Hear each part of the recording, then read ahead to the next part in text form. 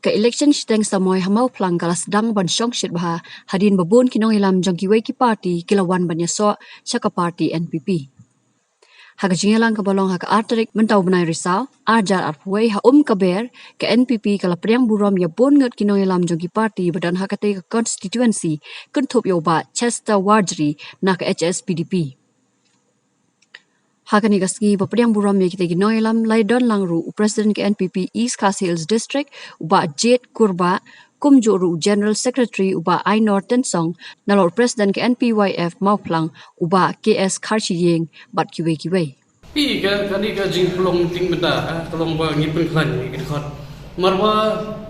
haki ki por ki balak dam ni khamla ban pi ngi klan poi jar tong ngi sem ni kini senjam kumbang ya kran hi kung bleu ngi pen paw jing susi ba klan di ba eskesun mereka yo lesi kini kesenyang go boleh ba mat phang yo lesi kani ke parti kala banya ya lam ngi sha yu ti kating kini kumba pi keli medan kumnu kani gambar ke parti ka kumnu kat ni ngut ki pio ini kani jing sungi jong ki kwa hiru banya trelang mapi kende tangkoi ke Shillong ni don hali nomor ba kapor kam sa su ngila hilum lang si selum ba kani ke sini sa thaja chan ti halo ni tai no re mi ki bun ki Shillong ba to nang ni jakma ngi nang pen khan su khan kat ka jing trelang pat ka blok ti ngagu general secretary jong ka NPF East Khasi Hills hago jo por como president jong ka NPF agene ka po Mawphlang constituency tingi semi kani gelinti kenapa ngila ban pentulun ni kam ya habi de par pitai jingling itu mentangi dan kapsal pasan delegation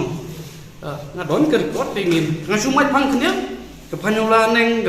than ro ke ber ke nong thumai neng ke Mawphlang hong nong thumai rum Mawphlang nong wa kar pai lingdo Mawphlang kiem nong wa lam kini pinang don su kini kiwan mta andre nalor kini pinang don su